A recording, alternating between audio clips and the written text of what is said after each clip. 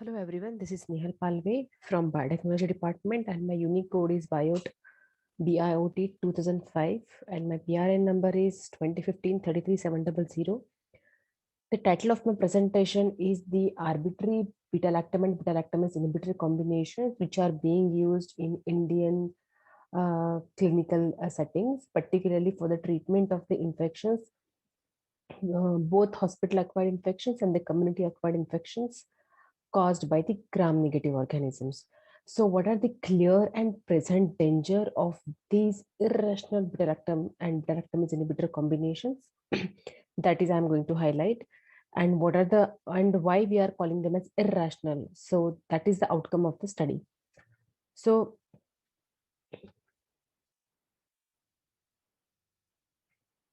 going to next slide. What are the why beta-lactamase inhibitors? So, currently, the beta-lactamase inhibitor which are being used in India are nothing but clavulanic acid, tazobactam, sulbactam, and avibactam.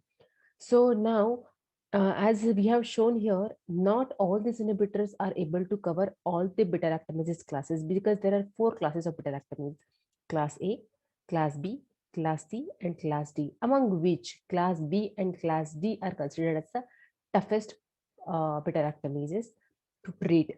And none of these inhibitors are able to tackle these class B and class D beta-lactamases, which are found predominantly in India in organisms such as E. coli, Klebsiella, Pseudomonas, and Acinetobacter baumannii. So going to next slide. So what is our approach? So why we are calling these combinations as the irrational combinations? Because there are no in vitro antibody susceptibility test methods available in India. There is no in vivo efficacy study available. There is no clinical efficacy.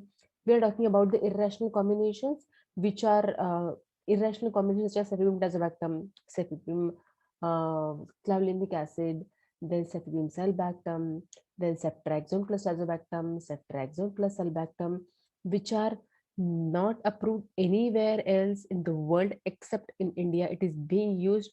Who gave the approval? Nobody knows.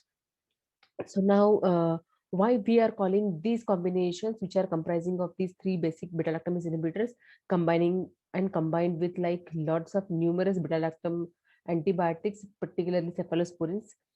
So why we are calling these as a irrational combination? Because there is no AST development anybody has done. There is no established in vivo efficacy. There is no properly a randomized clinical trial done to prove the clinical efficacy of these irrational combinations. Then there is no PKPD done for these beta-lactam and beta-lactam inhibitor combinations. There is nobody has determined the PKPD target of these beta-lactam and beta-lactamase inhibitors. There is no data available in terms of the percent time of biopsy requirement and the critical threshold concentration of the beta-lactamase inhibitor required for cephalosporin based because it is very well known in the clinical community, in the scientific community, and those who are working on the antibiotic discovery, that generally cephalosporin based beta-lactam and beta-lactamase inhibitor based combinations, they require 50% time over MIC requirement both in vivo and in clinic to get 1 log of kill in any gram-negative infections. However, for the carbapenems, the requirement is a little less because they're rapid bactericidal. So they generate 20 to 30% to achieve same 1 log kill. Now, what are the other scientific studies which needs to be done to rationalize the combinations? Is like population PK modeling, Monte Carlo simulations, probability of target attainment analysis, then setting clinical breakpoints. These then once the like team is done with all these kind of studies, then the pharma company, their clinic scientific team, they justify the doses which are required to be used for the phase 3 clinical trial, which are wherein the actual patients who are sick, who are having disease, who are having infections, particularly urinary tract infection, hospital acquired bacterial pneumonia, ventilator associated bacterial pneumonia, and many other infections. For these kind of infections in phase 3 patients, the doses are justified. Then once the clinical study, phase 2 study is done, Then the PKPD-based susceptibility breakpoints are employed during treatment of gram-negative infections in clinical trial. So clinical outcome is observed in terms of microbiological eradication of pathogen from site of infections and improvement in clinical symptoms based on the susceptibility of beta-lactam in vitro combinations at the initiation of therapy. So based on the microbiological eradication, improvement in the clinical symptoms and the MIC of the beta-lactam inhibitor combination, the final breakpoints are awarded. And this award of the final breakpoints is generally provided by the US FDA and the UCAST, which is a European regulatory authority. Now we have one example wherein we have means there is a one combination which is scientific and rationalized combination, which is called as ceftazidime and avibactam. So ceftazidime is a known cephalosporin, however avibactam is a novel beta-lactamase inhibitor. So how the dose of this avibactam, which is 500 milligram TID infused over 2 hours in combination with ceftazidime 2 gram is rationalized. So when this combination is administered in the patient, in the human subjects, then we can see here how that drug exposure in the body or in the serum or plasma, it remains. So here we can see that, as I said previously, the percent time bias requirement of cephalosporin based combination generally 50% to get one log kill, to achieve one log kill of the bacterial pathogen. So now here if we see, then with ceftazidime 2 gram TID, it is very well able to treat the infections up to 8 MICs. And the lowest requirement for the avibactam to remain in the body is 1 microgram per ml. So which should be available for the 60% of the dosing duration. So now when we talk about the other irrational combinations, why they are irrational. So when we determine the broth MICs of all these combinations taking various pathogens expressing varied resistance mechanisms, and we are talking here about only gram-negative pathogens, particularly E. coli and Klebsiella, Enterobacter, Citrobacter.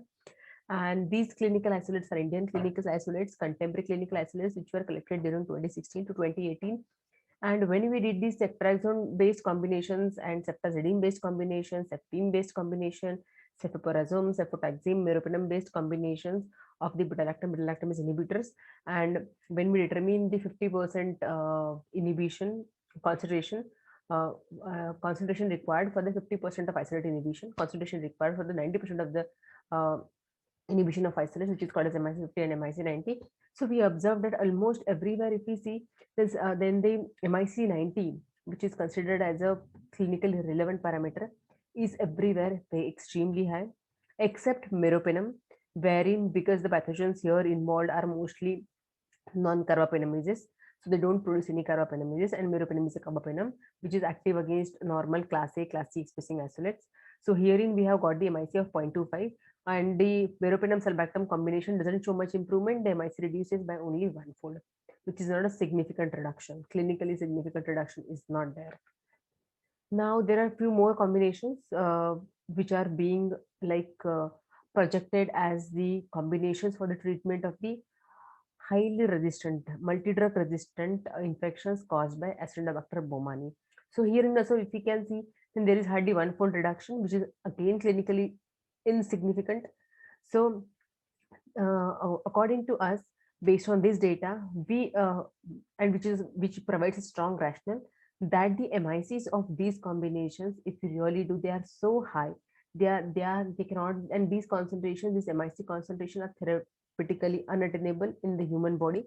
So the infections, if caused by such pathogens, and if these kind of irrational antibiotics are given, then they cannot be treated.